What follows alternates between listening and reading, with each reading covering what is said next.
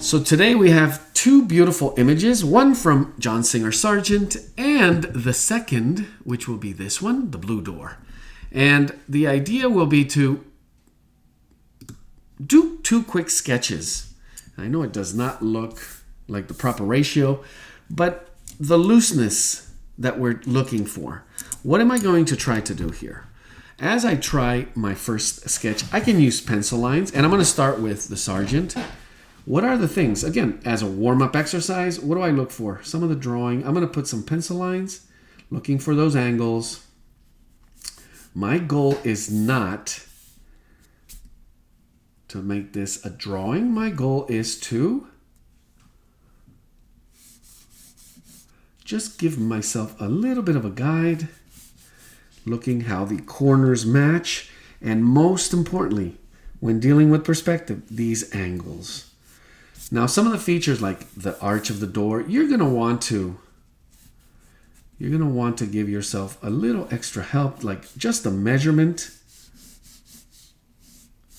Some of these architectural features, keep it loose. I would recommend, highly recommend, as a warm-up exercise, even though they will become watercolor, to test them as blind sketches. So what does that mean? Once again, you are looking at your reference 100% of the time. Yes, but how do I deal with architectural features? You take a quick peek at your paper, but you don't stare. Let's add one more here. And I'm almost complete with what I think would be the hardest part, and that is the perspective of this arch right here. There we go. So you can see some of the pencil lines already pretty complete. Beginning to understand and process some of the color ideas that I will be working with, how some of these lines sort of assemble, come together.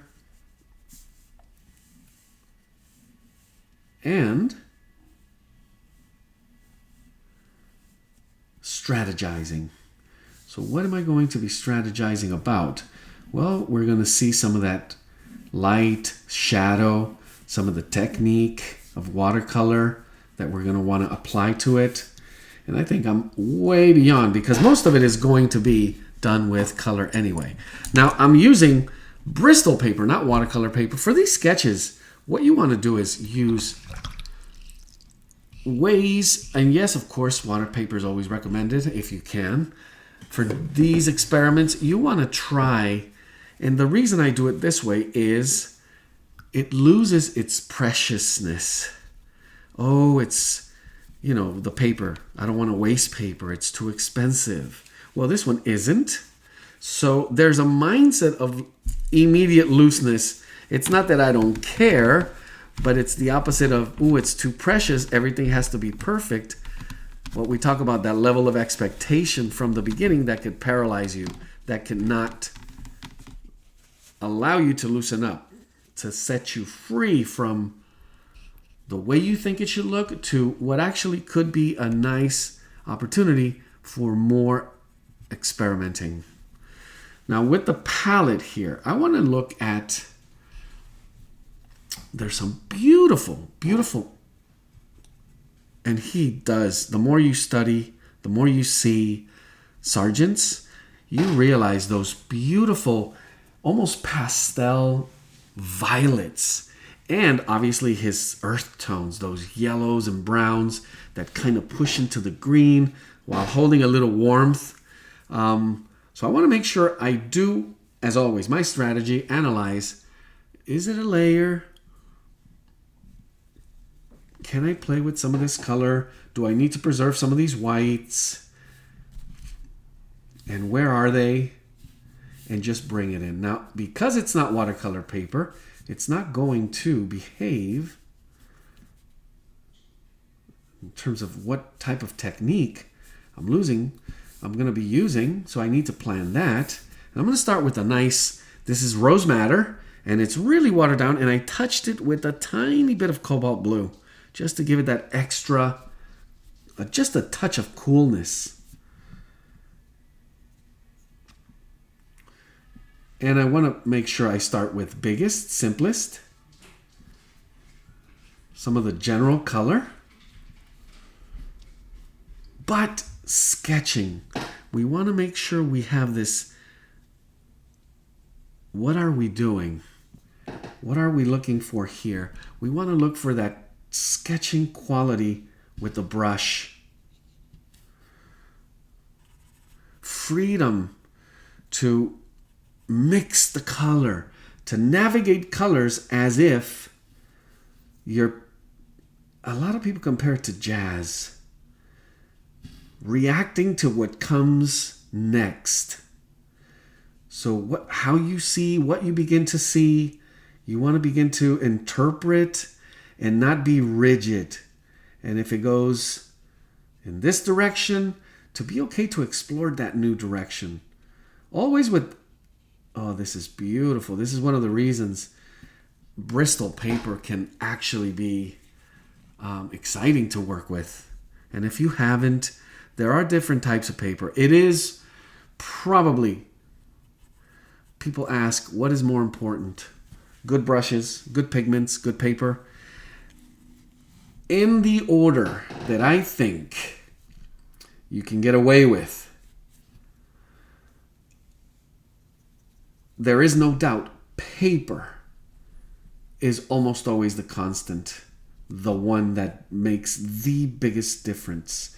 If you have really good paper or paper that you could play with, that allows you to play, you will notice that immediately. A brush you can get away with.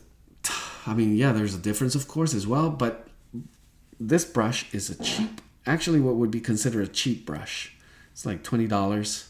It's not one of those $100 brushes, and I find it to be so versatile. So it's a horse, the workhorse of, can do anything and everything. The moisture and how I can create all the variety of brush strokes and coverage, and also bringing in some of the fine qualities of line. I'm beginning to add a little bit of earth tone, some yellow ochre, and I touched it with a tiny bit of warm yellow,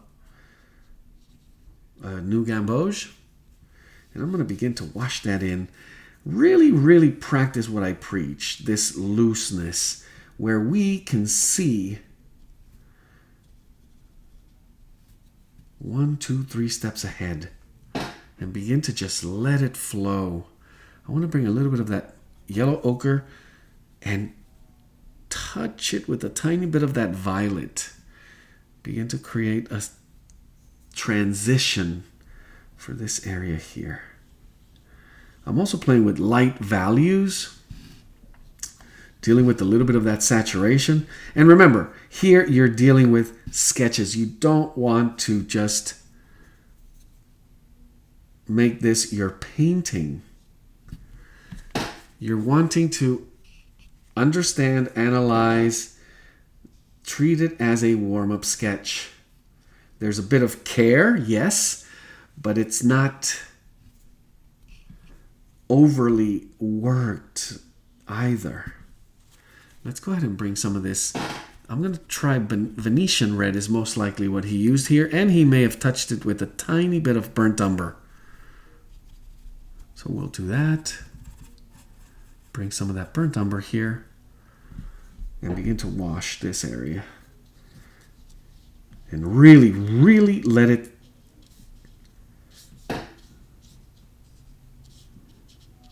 become a sketch. There we are.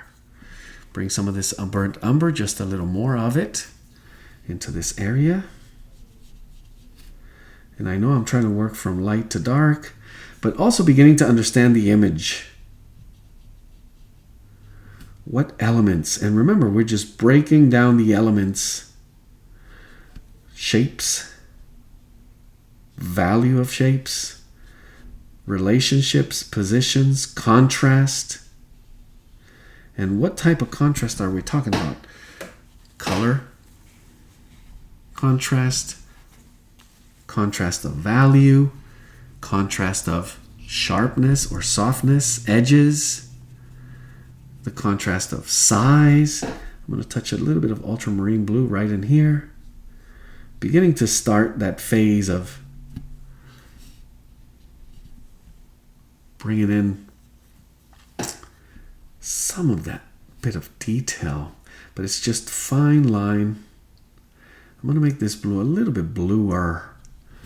I see it before it gets a little gray. I'm going to touch it as an easy layer that would hopefully will be see-through. It would come through the later stages.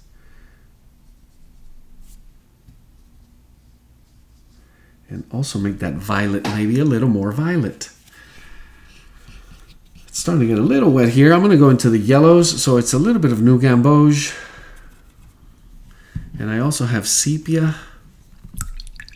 It kind of tends to direct me in that way. And how do I really capture that color sense? Can I play outside of what I see Sargent trying here to deal with maybe a different color harmony? Of course you can. And it's what the next sketch will be all about. And you will see with that blue door, and how do we solve some of those color elements, composing with color. Even looser. I want this to be looser. Let me go into the grays, and I'm going to touch in a tiny bit of, I actually have this lunar black that I'm starting to play with more. So I'm going to use that to create a bit of gray for some of the earth tones and a little bit of gray for some of the violets and blues. This may be just a little bit too light.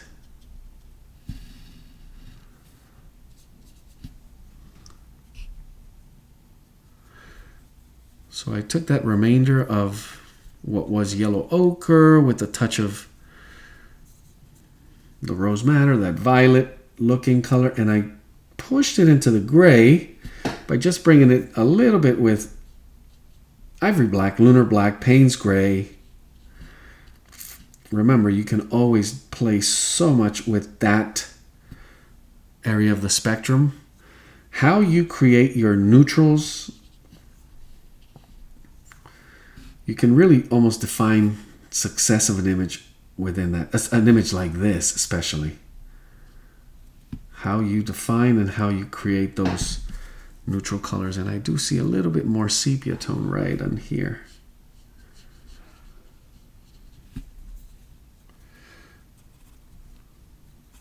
So Bristol paper dries just a little bit slower, it feels like. I'm going to bring in some of these yellow gestures and marks. And you do see how he completes some of the image here. And I do want to remind you this, we will see in the future as well, how to create some of these textures and markings with simplicity. And it's always that, without overworking it. It's the key, where you know that it needs a few, but just one touch could bring it over the top. I'm going to bring in just a touch of olive green back into the neutrals with some of that yellow ochre, and I do see some of it popping up right here, warming up some of this area, combining, just sketching it in, letting it blend into that gray. And one last thing here, I want to enhance just a little bit more sharpness in some of these areas. And I'm going to do that with a little bit of leftover Venetian red. Mixed a little bit of yellow ochre into it and tried to neutralize it. Some sharper lines. I'm going to go into my alizarin crimson. It may be more of a cadmium, but I see this little red element. And we'll see how that works.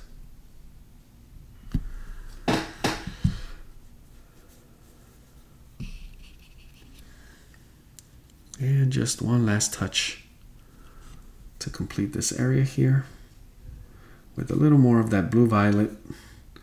It's still warm.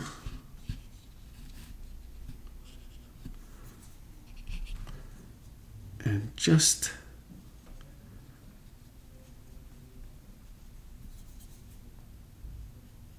a little more sharpness to this shadow. It's a very interesting concept here with how the light, it's not harsh, the lights and shadows, but you do recognize, you do have to see where the shadows are. You want to put a little more emphasis on them. So I did that, and when it dries, it probably will read just a little more.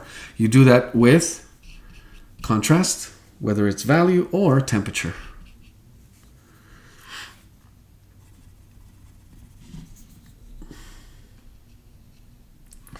And this will do just as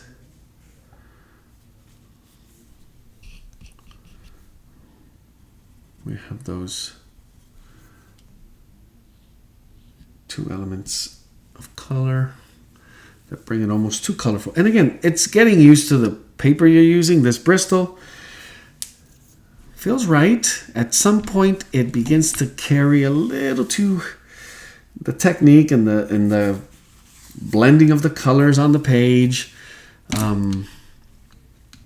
You can only do so much in terms of detail. I would have to wait for this to dry tons in order to come in with that second layer of finer line, finer detail, or even some of that layering that you see.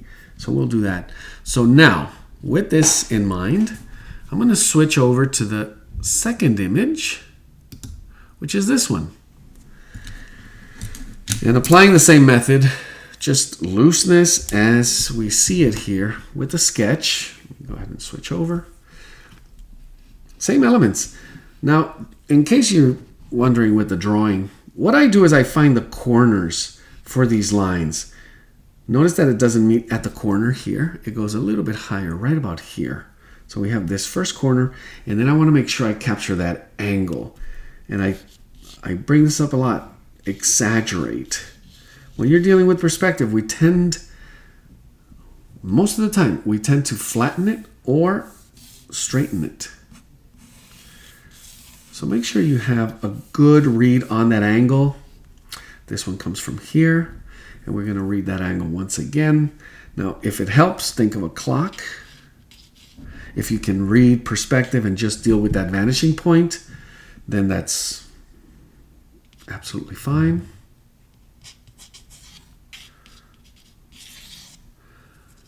And so I'm just connecting the corners at the edge with the lines and the angles, and almost ready to see how a space begins to develop. I always talk about that abstract feel of, hey, it's best to consider, as long as you can, these lines, these shapes, and see them as abstract. It's a good way. So we have a perspective here that we want to maintain from the edge, a little bit of the corner. Do some editing. It's always good to deal with elements that you want to, again, you can exaggerate, or you can edit out, minimize, make not as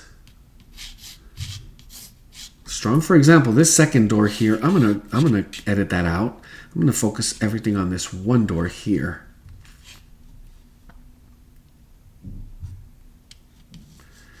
And make sure I got the right read of the size. Just extra few lines coming straight down.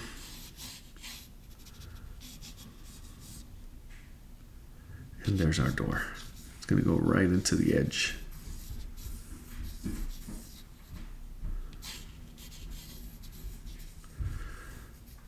So lots of detail here. How do you bring this Sargent simple read of line, color, detail, and everything else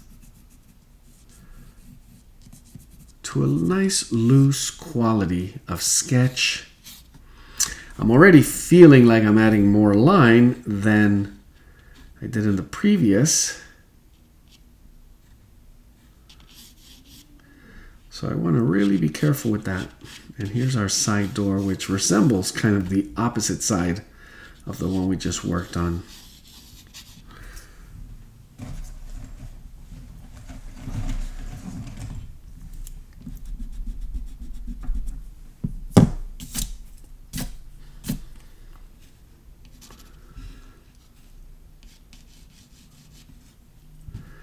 Nice yellow frame and a beautiful blue scheme for this color.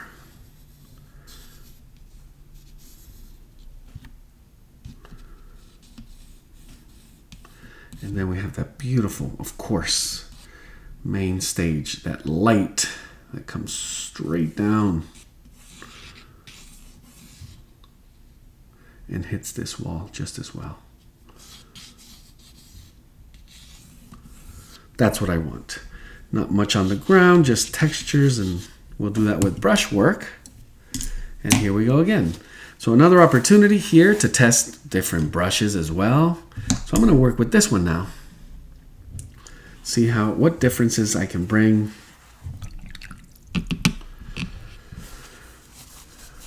What color scheme should I follow?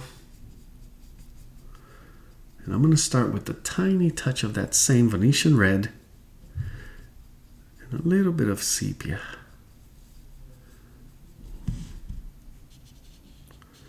And start right at the ground. So here is where you happen to be on site and you're making those decisions, and you can see how Sargent, a master like Sargent, would have dealt with answering some of those propositions. Like, okay, we have this with tons of little element. We're just bringing some extra water. And that is what I want. Really remain loose. Begin to see the additional areas of color.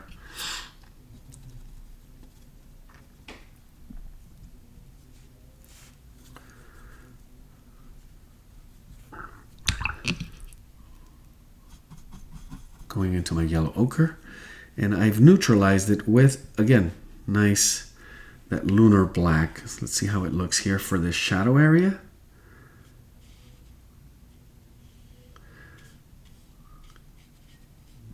I may want just a tiny bit more contrast. Ooh.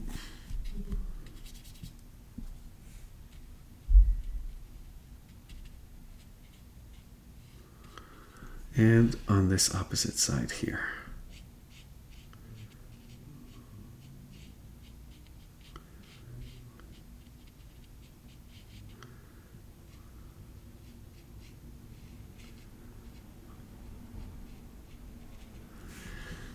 We have some of that color coming across, and then strategizing. How am I going to deal with the shift in light? How is that going to work? My walls, what color are they going to be? So I want to really wash this down, and maybe also sepia, but really low value. And I'm going to touch it with a tiny bit of buff titanium. You could also work something in the light, ultralight blues, as he does, works with the violets. So we could also bring that just a bit to the violet. Let's test it out here in the shadow area first. So this, so far it's looking a lot warmer, way more neutral, and that could be an advantage to the blue and the yellow that is going to pop in just a second. How do we know? Well, we have to actually come in and see it and do it.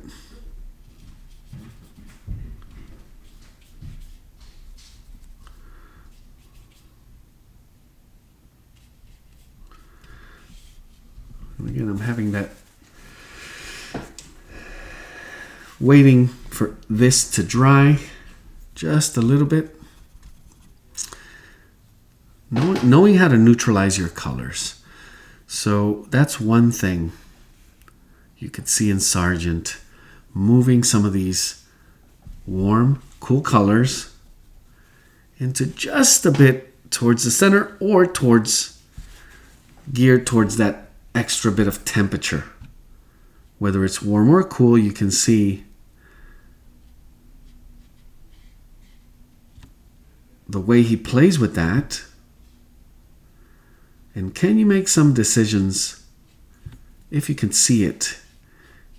Can you make decisions based on that? The temperature of your colors and thinking of the position on the color wheel.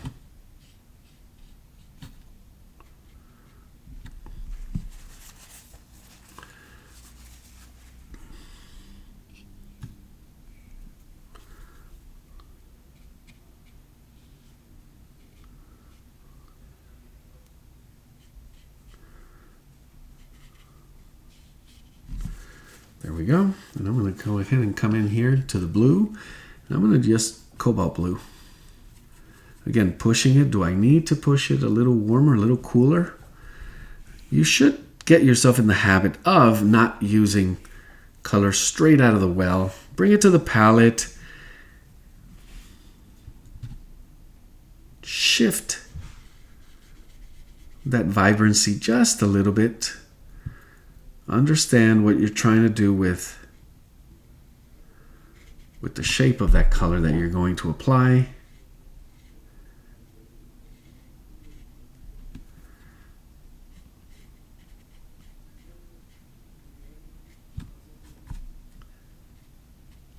I'm going to do the same right over here.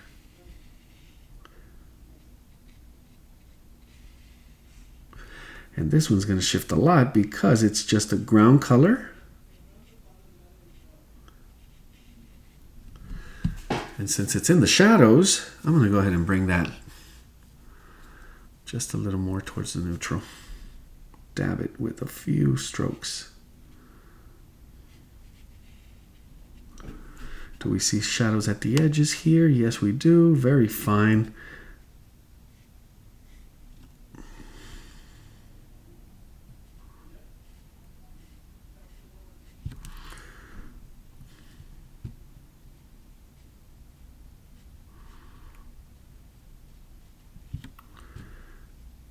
And the way we deal with these shadows is going to be mostly with technique.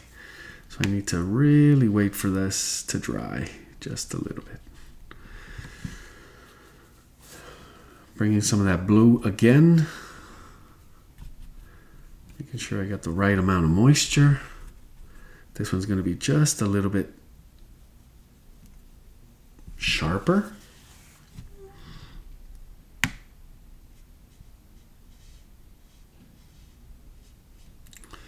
And just create some line work right in there.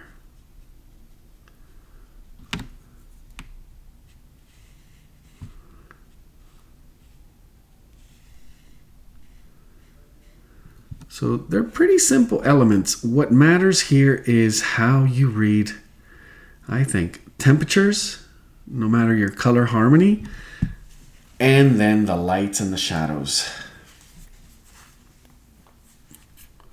Bring in a little bit of gray in here.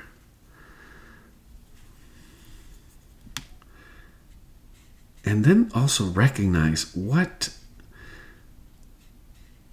the tendencies are and how you're seeing. So now I can see, wow, I get so far. And I did this last week again.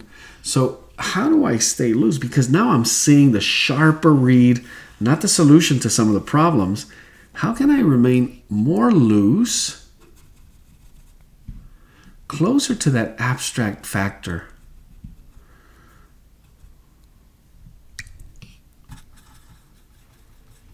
Where you almost don't read immediately what you're looking at, but recognize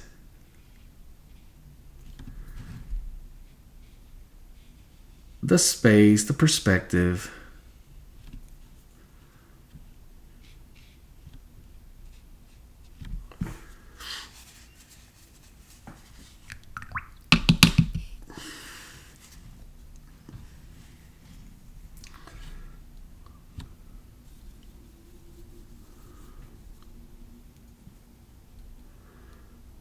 Very, very interesting with the shadow here. I'm going to deepen it just a little bit at this edge.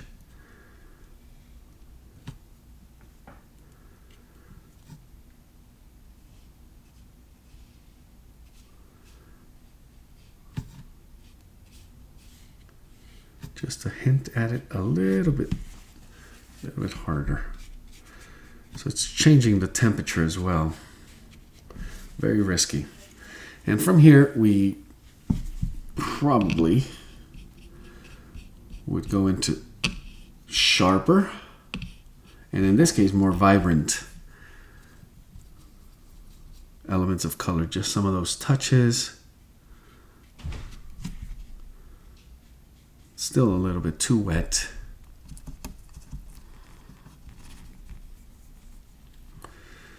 But some of these architectural features, a little bit of contrast within some of those shadows.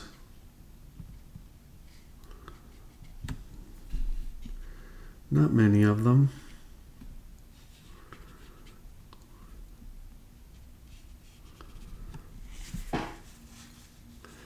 But it begins to read just a little bit better.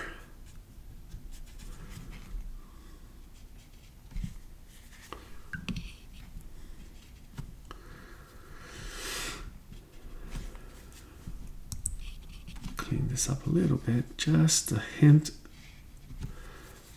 of violet to push this wall out towards us, not just the pencil lines. There we go. Perfect. So, wow, talk about warm-up sketches. These got a little carried away, but they give me plenty of good ideas for what I would really want to focus on next. So, this is a big challenge. I would love to revisit this. And now I have some ideas for how maybe this wall should be pushed out from the one underneath, although they're both in light. How would you do that? And I do love this. This is just beautiful. So you select your challenge. Which one of these do you want to spend the rest of the hour working on? And I'm also going to recommend format. So I worked with the smaller format here. I'm also going to do the same. So this is an 8x10.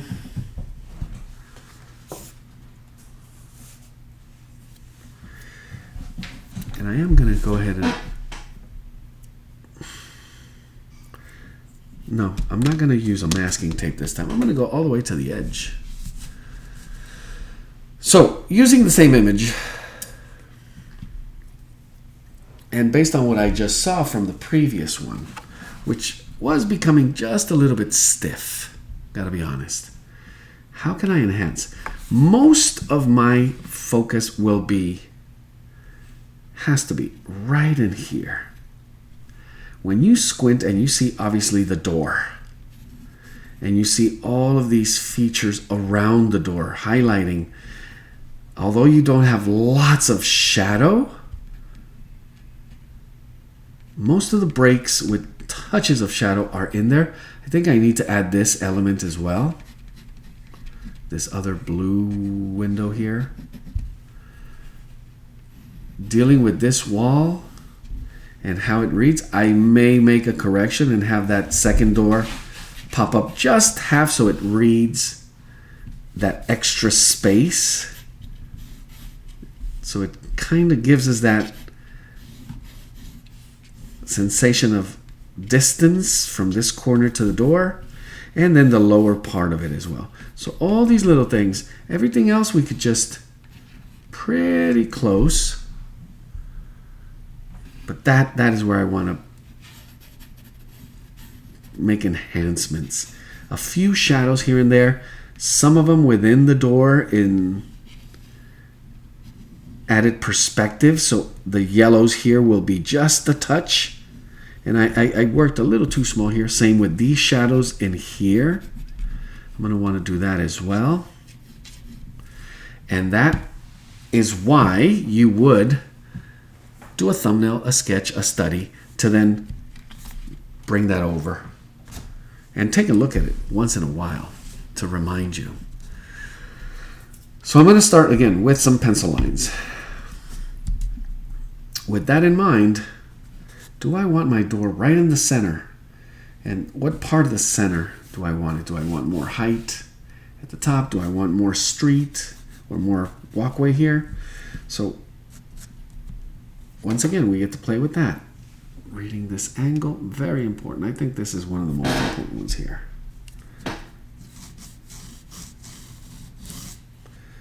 I also want lighter lines, just a bit lighter.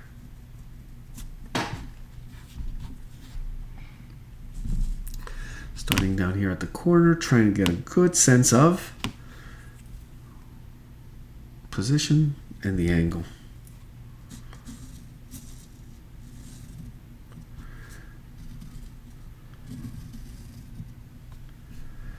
Now the relationship between this corner and this corner is crucial. So I'm going to also check the angle on that. That may be just a little bit more exaggerated. And then from here we go straight up.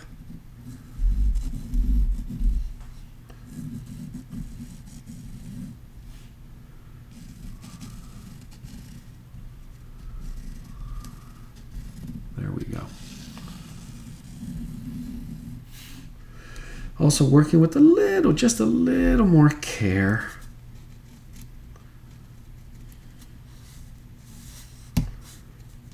Meaning measuring slower, making, double checking, correcting, and then the slight difference in space, in size, I'm sorry.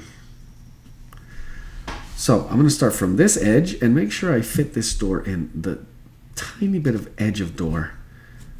And some of these small lines of steps, again with that looseness, I'm not trying to make this photographic or photorealistic. And we're going to come up to the middle here. So number one would be the edge and the arch.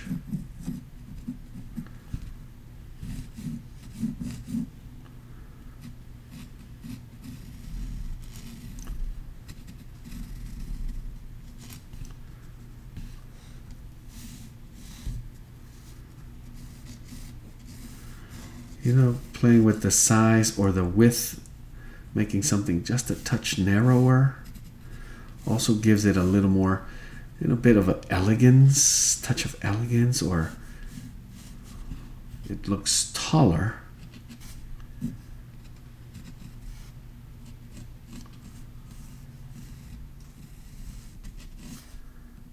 There we go.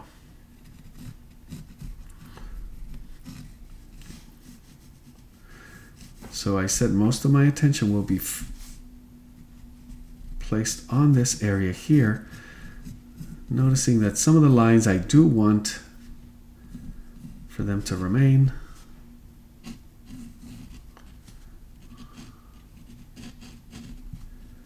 Just add that little extra bit of texture, visual texture, where you almost identify a mark as cement or the shadow of something, and that would work. So yes, my drawing is becoming a little less loose, but it is the guide that you're going to need. And how do you know the amount of line and detail you need? Which are the ones? Where do you stop?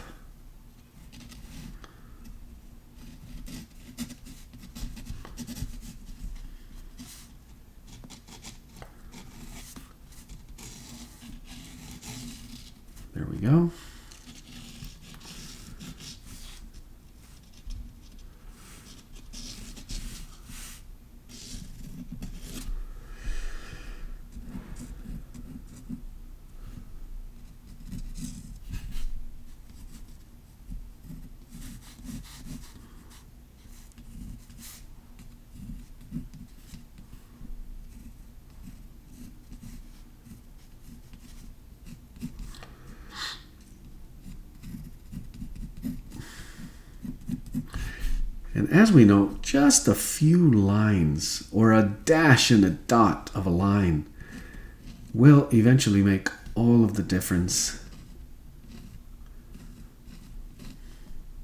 in a work. One line that absolutely needed to be there, or one that didn't. One too many. That's what I'm going to be cautious with. So all of my focus in there, that's going to be that absolute focal point.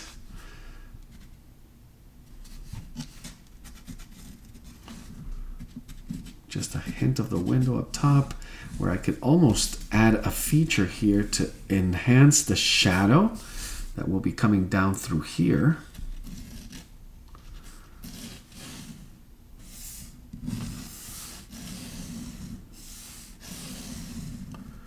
That I could maybe get to play with. Not so harsh. We want this one to be more of the brushwork, but just hinted right at the edge, right through the second door.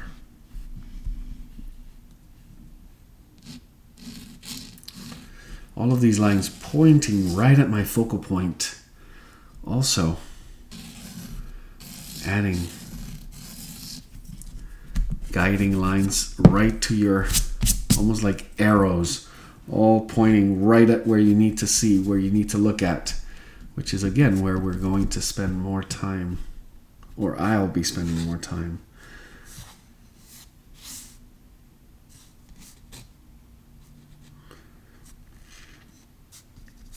So matching, this is one. This corner here, straight line to this edge of the door is what was missing, I think, in the previous. And then the size of it aligning with this perspective angle here. So just a little more.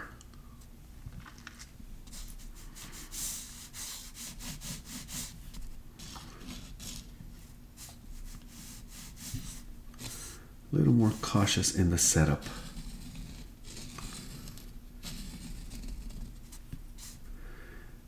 Then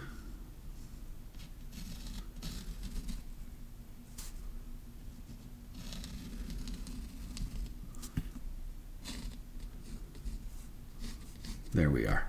Really completing the area, which will be a good way to add to the narrative of perspective here.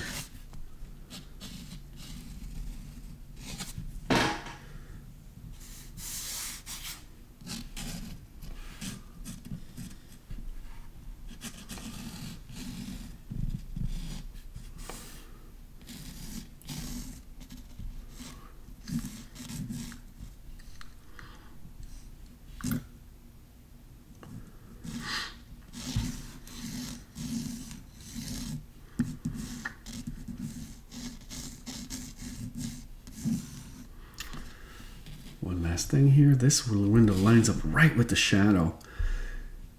Almost too much coincidence, but we will play with that as well.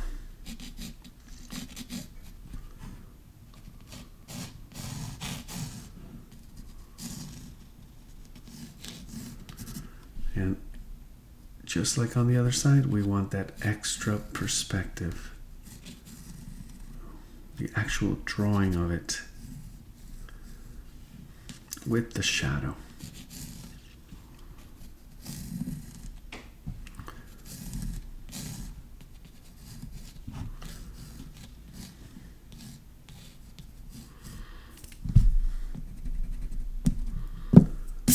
There we go.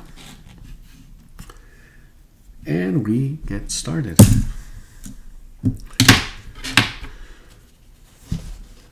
So color scheme, I want that blue to be it.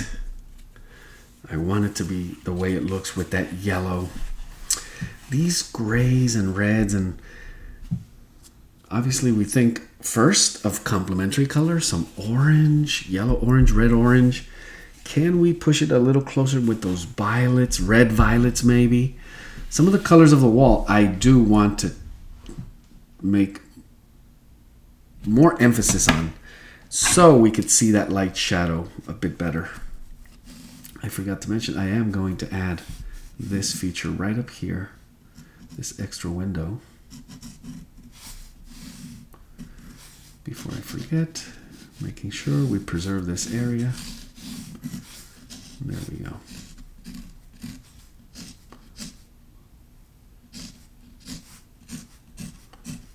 There we go.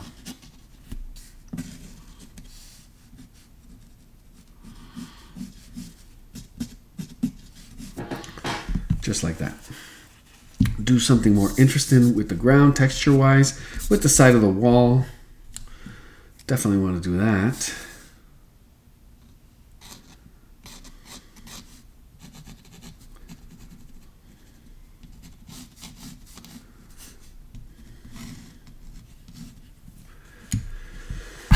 So that would be number one. How do I bring that and those shadows? And I'm going to use a little bit of push counterintuitively. Looking for some of those neutrals that will be part of the shadows.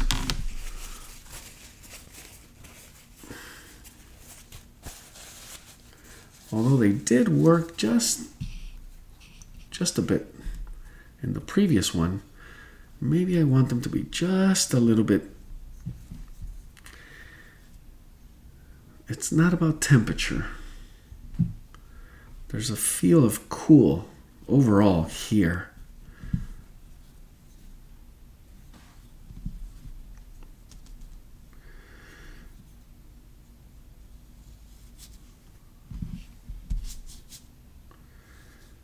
So we'll start the same way with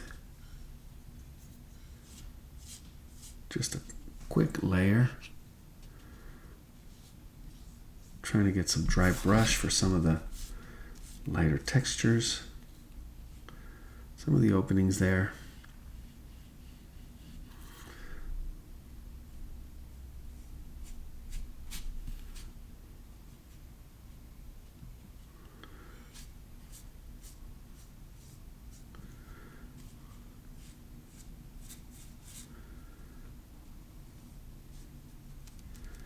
And begin focusing on technique. Just the splashes of light here and there. So this is just a quick first layer.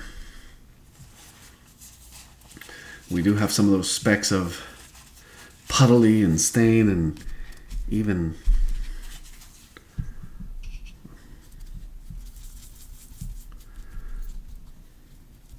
just a little bit of mass here to break. Let the color blend in.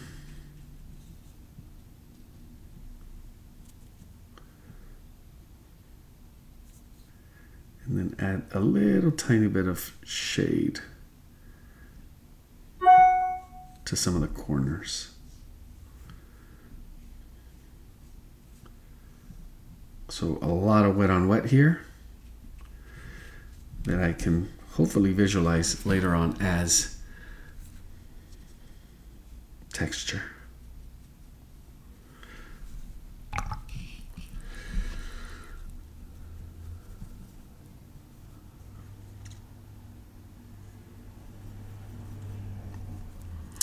So this is going to be interesting because we have those white walls, but I don't want them to be the white of the paper. And I don't want to go into too much of a colorful. Like that yellow and blue need to be, although with that nice quiet cement color, that light, neutral,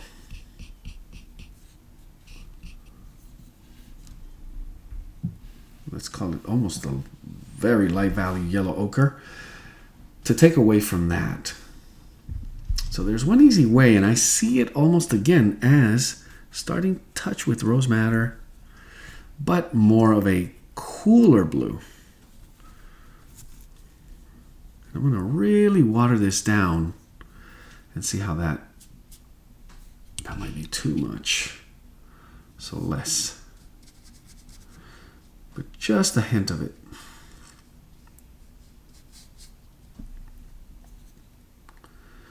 And remember, we're dealing with direct sunlight, so maybe just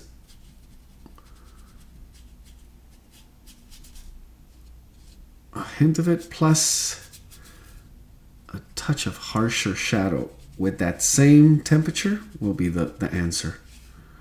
You begin to see me working that light there. So from this, and I know it will dry a lot lighter, I could work off that base that for the shadow later on. That was what kind of really didn't work for me.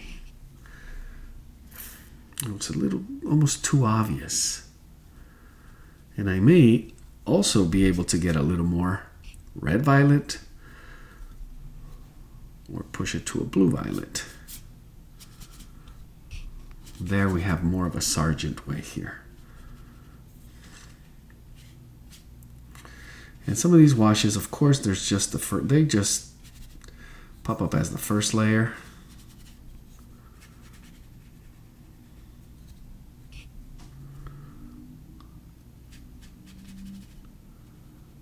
And when I neutralize and add a second layer to it, I think it'll work really nice.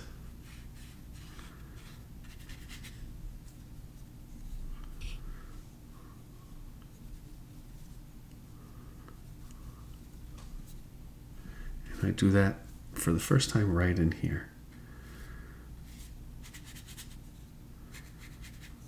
You could kind of see the change in temperature. Let's enhance it just a little bit more. Nice and loose.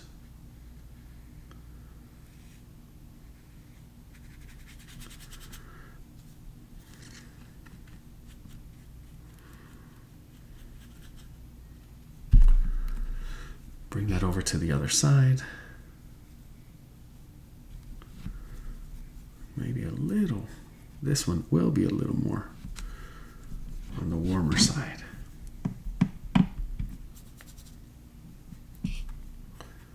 Not too far apart.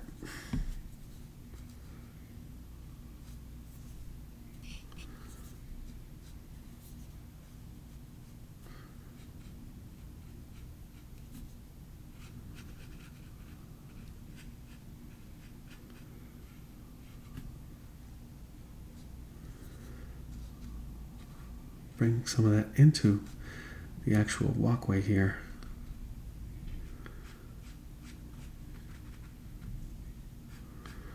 And into some of these areas that will be lighter a little bit later.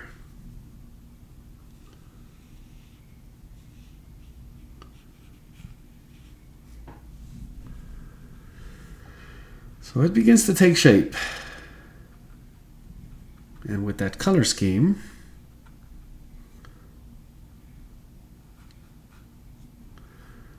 I think it could really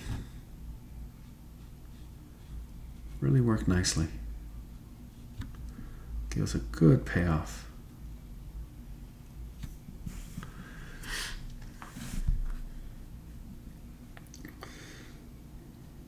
I mentioned earlier knowing how to react to some of the changes as you apply. Being able to see what's working, what isn't, how can we bring that just a little bit further.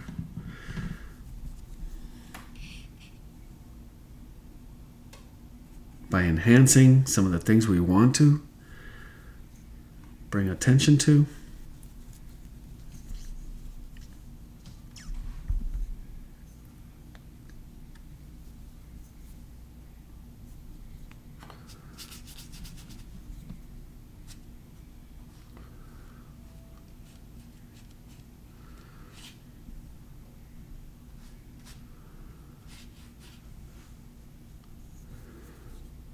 Ooh, too much.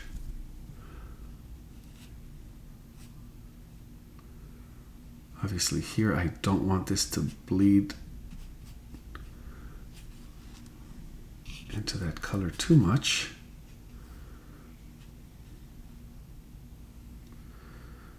since I want that shadow to be sort of sharp and consistent.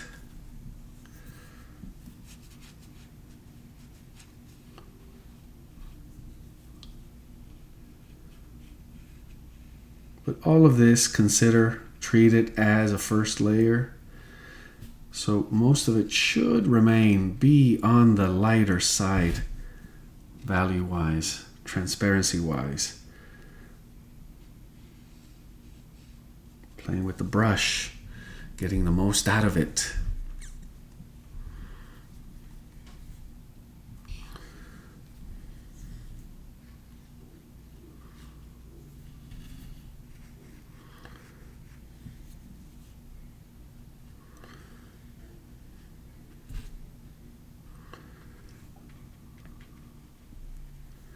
And slowly we'll build up a few touches, a few layers.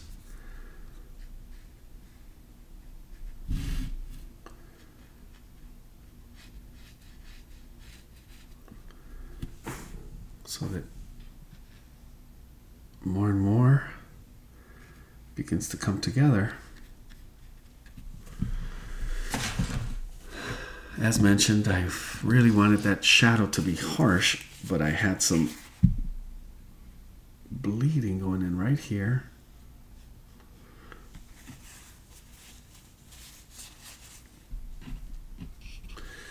And bring some of that back to this wall.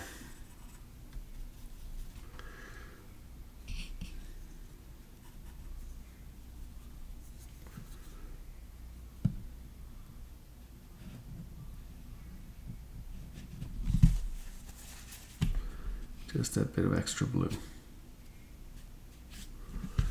Make a difference between those walls.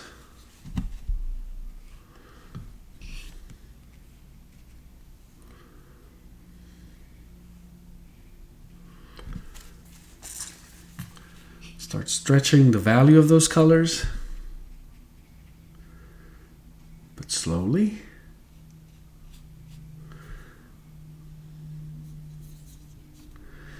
We'll begin to get a little deeper here with some of this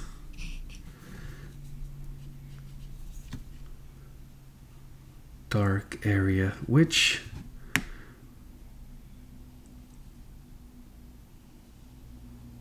will actually play really well into that effect when we bring in that blue and the window and the perspective of it.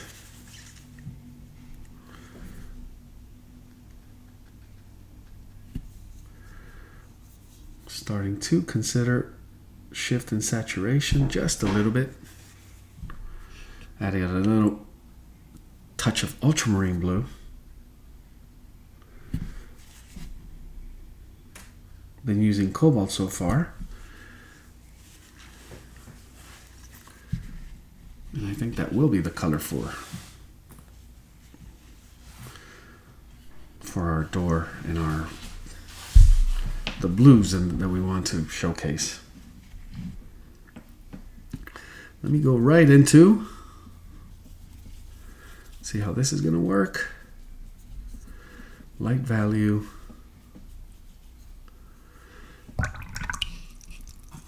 Super clean water here.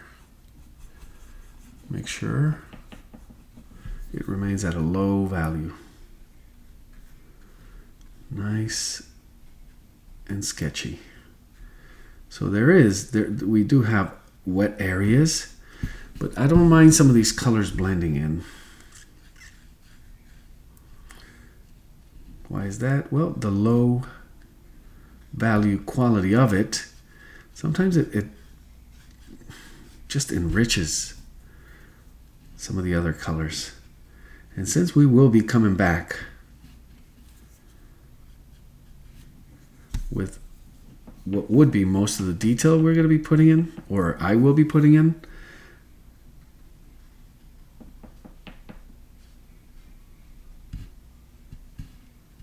it will hold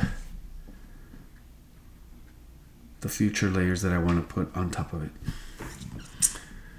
So that works really nice. Let me bring a little bit of that color right in here, right at the edge of that shadow. So, yep, it actually almost begins to look like that light is coming straight down, and don't want it to wash in here. Still too wet. And the danger here is lifting that previous layer, which was almost perfect with that beautiful, the blue touch we had on it.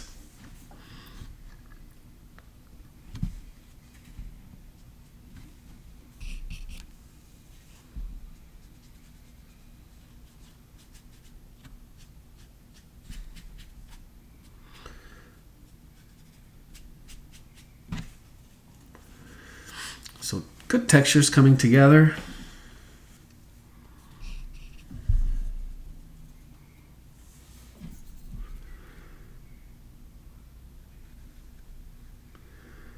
Adding just a nice gray background.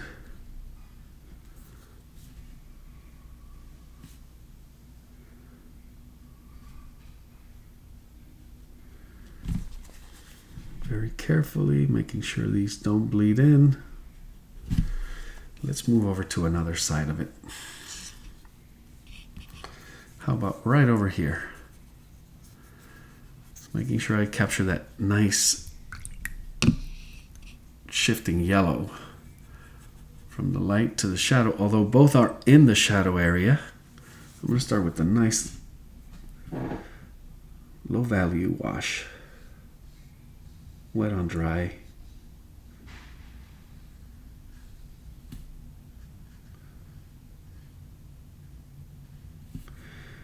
Definitely have to wait until the edges are fully dry for this. And they are, in order to bring in a little bit of that wet on wet.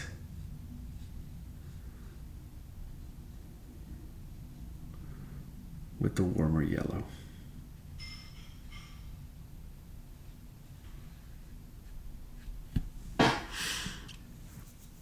That's going to work. We have some shadows in there as well.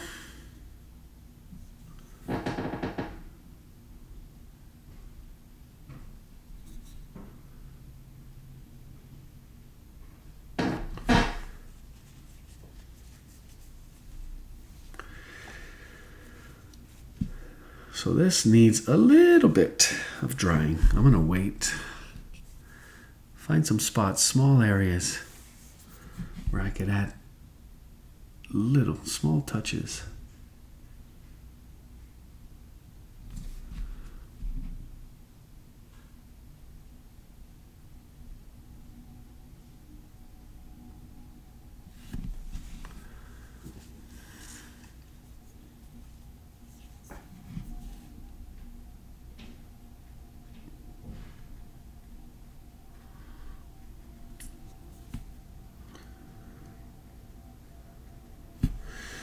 So it's very, very moist at this stage. Taking advantage of some of those extra shadow areas, the darker areas.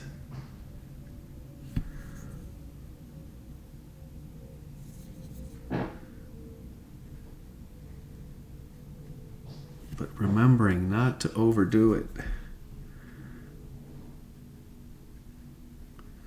We begin to enter that extra careful staging, strategizing.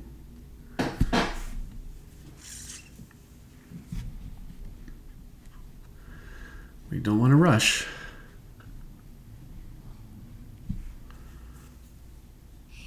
And maybe even smaller brushes. So I feel like I could go into just the first wash of that cobalt blue. And this is just a nice flat wash. Wet on dry, cobalt blue.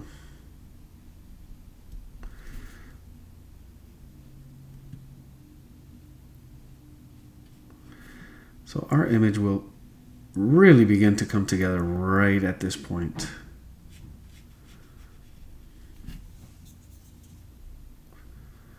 Really getting a good sense of how everything is going to work out.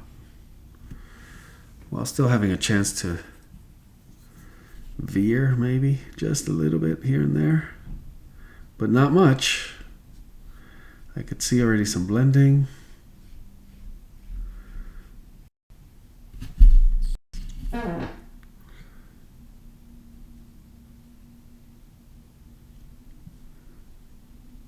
Beginning to consider soft and hard edges.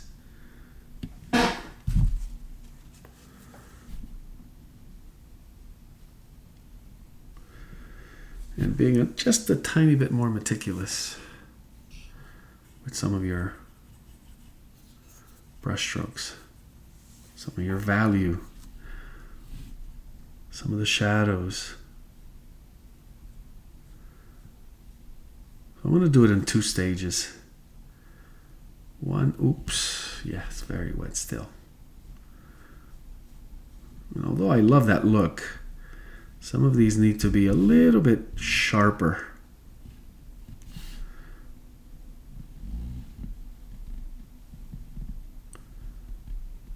And maybe not as harsh in terms of how saturated, competing with the door.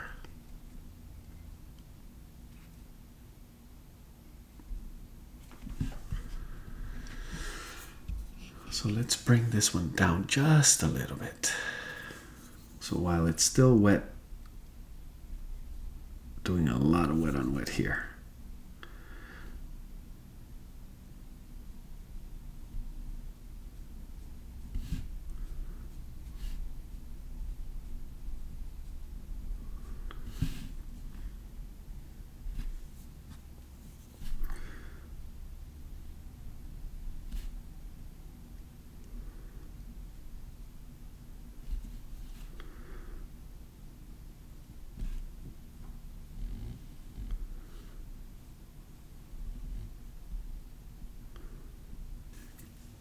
So the colors are still very light value, very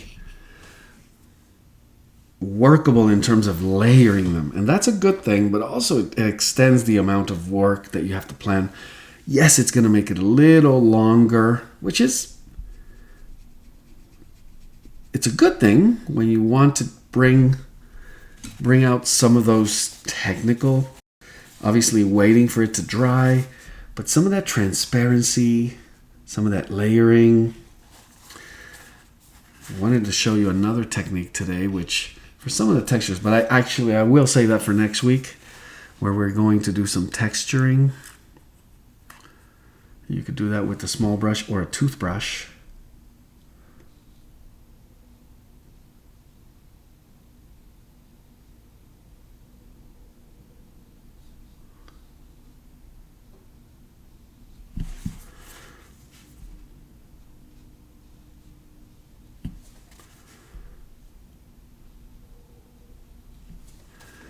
And then having just a little extra patience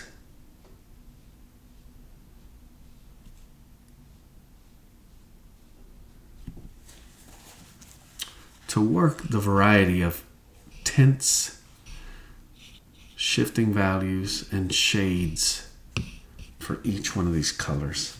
And again, what we try to do, which is maintaining that looseness. A lot of emphasis is going to go on the color mixing here. Just playing, shifting temperatures, shifting the shades, also shifting the consistency.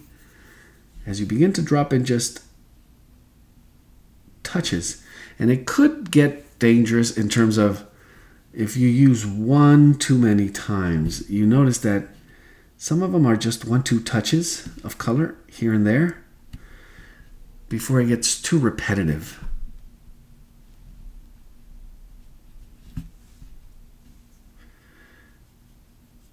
And it's a good rule of just playfulness.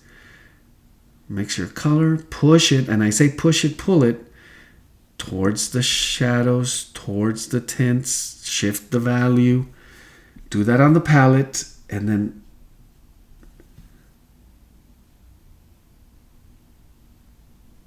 almost count the amount of strokes. You don't want to go past a certain number where you could begin to lose track, and it does begin to pop up too much on your image. So the amount of variety. Now, again, that also can be overdone, which would bring you to add way too many varieties of color. Now that, like everything, trying to keep that balance is up to you. What is it that you're looking for?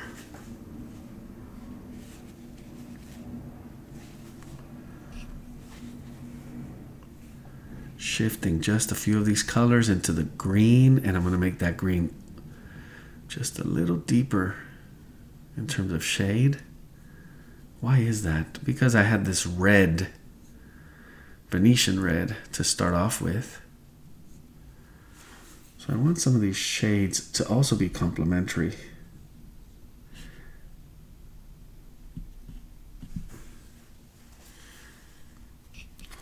Also using that wet on dry, but soften the edge with a wet on wet technique.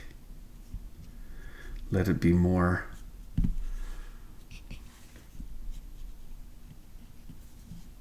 random.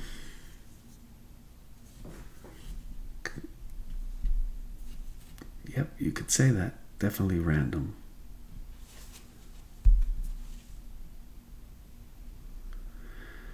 As I begin to focus on the shadows,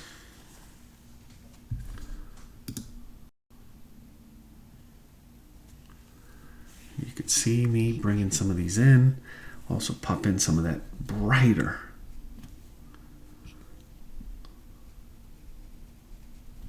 more saturated color.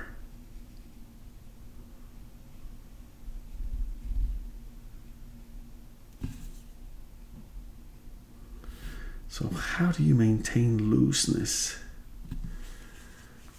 How do you achieve that careful, methodical, almost mastery of mixing, blending, brushing, and the looseness? It's practice. But conscious practice. We've been practicing this looseness, if you could call it a technique, but just the focus on sketching quality of it. And recognizing how it's working for you, how it's helping you.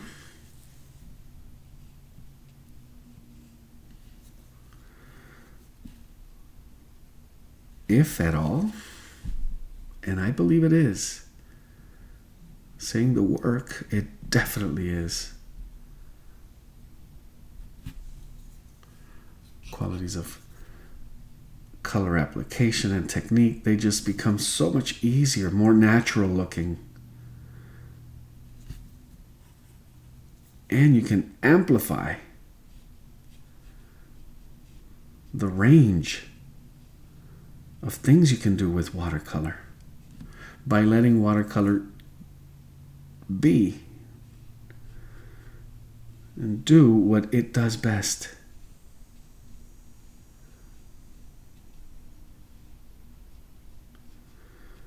Beautiful thing I read the other day is, and I kind of agree, watercolor is anarchist.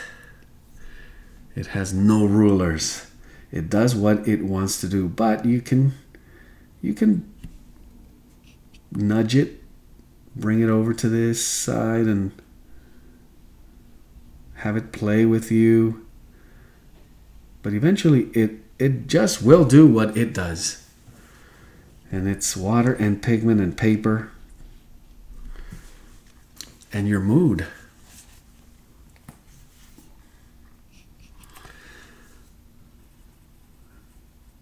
How you feel about the scene.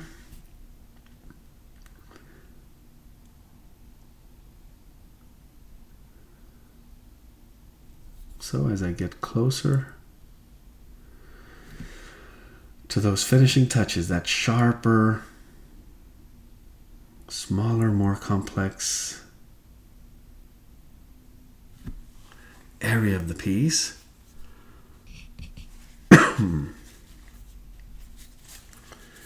want to be aware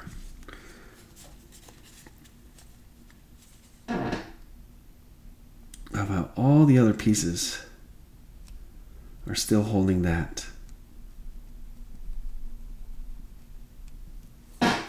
Maintaining that open format of work, the sketching quality, as long as you can. And hopefully almost all the way through, where your last stroke before you say done was a sketching quality stroke.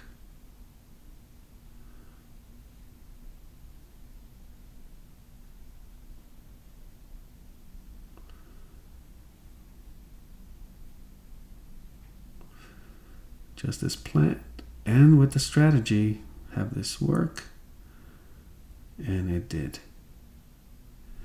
Showing some of that line, some of that pencil line, and some of that shadow right through it.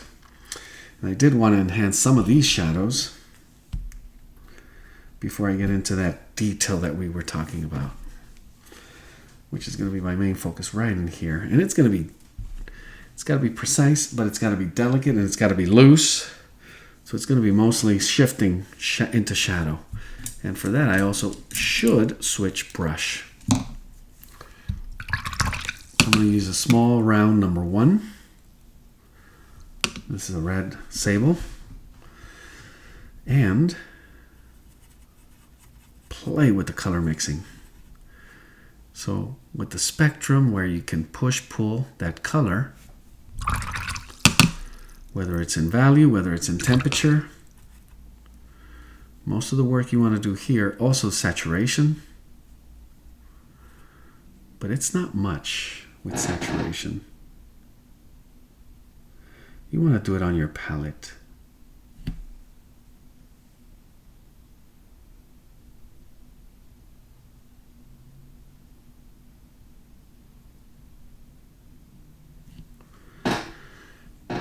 And then it's time to play.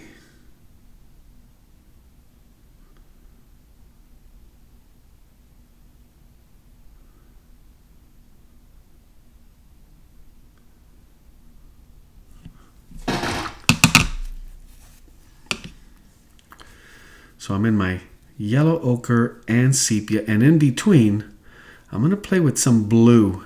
And this is, again, cobalt blue to bring in, through squinting most of it, what I feel should be all of the detail happening here. How do I achieve that? It's got to be simplified as much as possible. And then use some of it, while still wet, to bleed in to a variation of that color.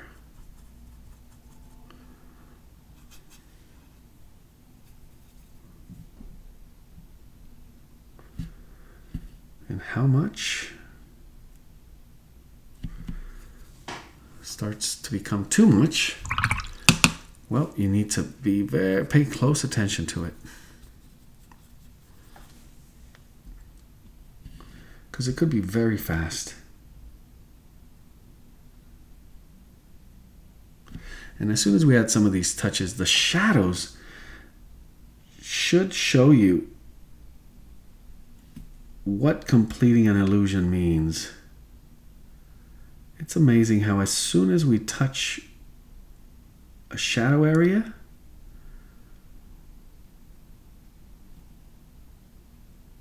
we understand how the illusion begins to work, or how they're supposed to work. Combination of elements,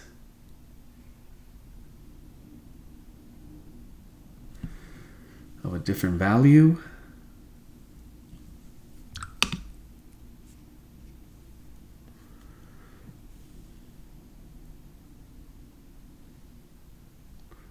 with a bit of sharper edge.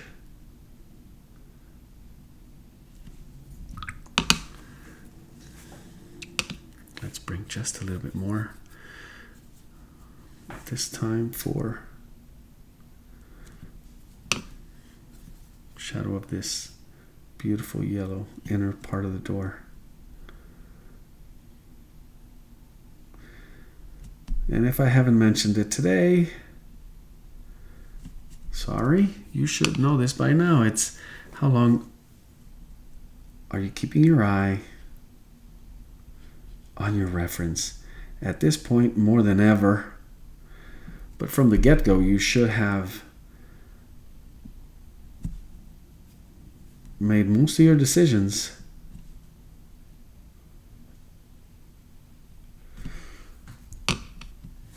from picking apart, looking closely, squinting,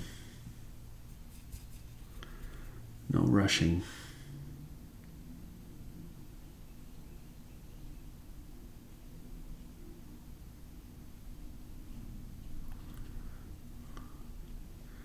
As I mentioned, one of the harsh shadows here is side. There aren't many harsh shadows except right here where we hit some of the side or the top panel. So if they're not there, don't force it. The look that you will try to achieve there could be forced and it could throw everything off.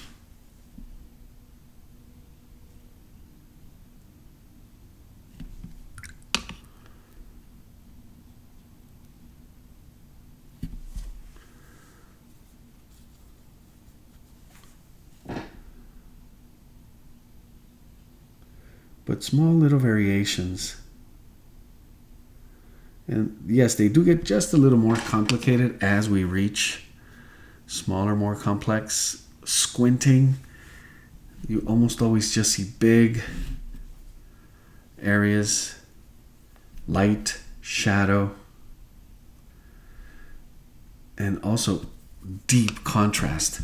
So it gets way more specific. Yes, it gets way smaller and way more difficult to read. But that's where your skill, that's where you need to focus.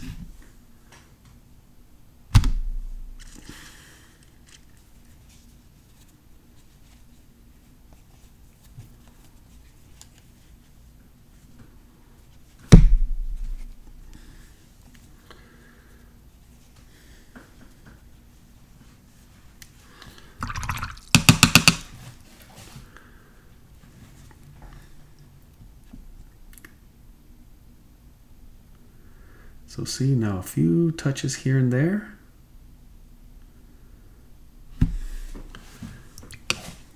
They could be just a little too harsh.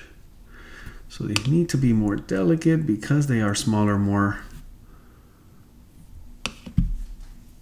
refined. They could be louder. So you want to control that volume. And always making sure you're working with the right brush.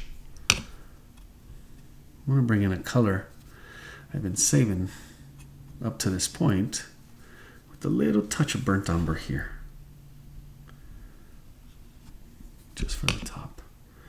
Just warm enough, neutral enough that I could just hint at some texture, some more wet on wet, nice and loose. Actually, now I want to bring a little touch of that right into here.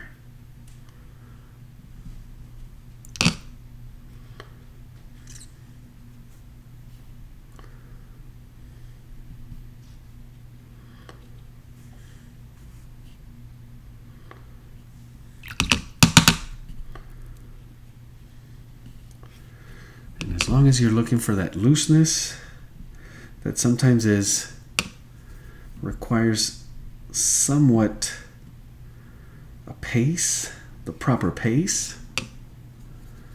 Not too fast, not too slow.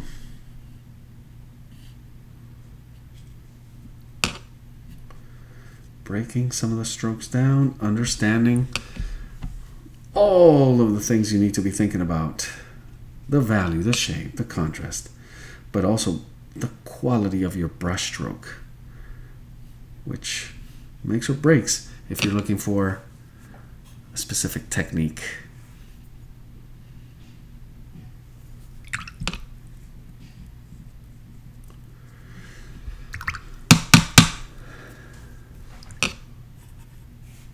One more attempt, bringing a little cobalt blue deeper in saturation and working some of these shadows right in here, right in our door.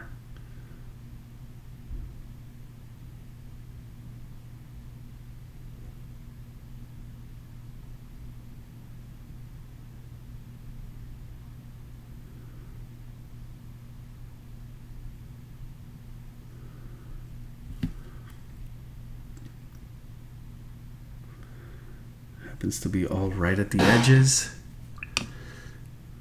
It does seem to get just a little stiff when we begin to reach that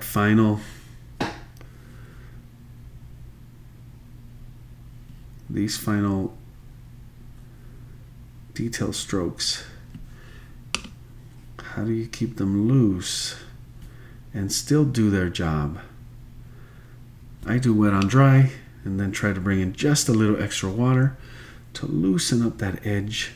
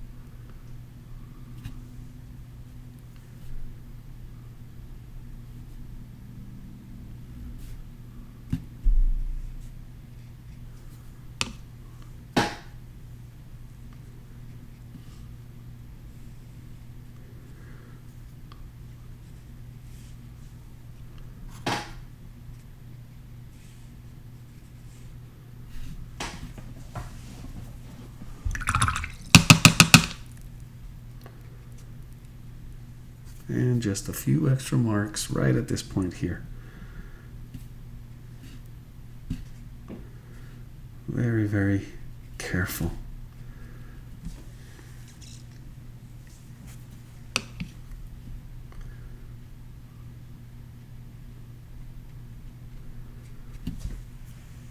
And there we have it.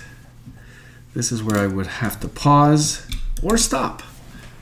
I feel we got plenty, and it's beginning to get that rigid, stiff, losing a little bit of that sketchy quality that we were looking for.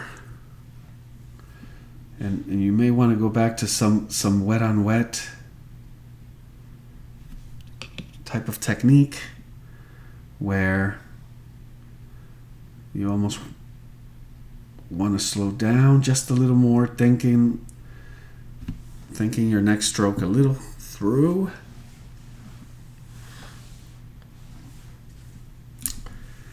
But I think it really worked a little bit better than the first one, this quick sketch. I saw what I wanted to pretty much work out in this, and the qualities of this one, and they're there.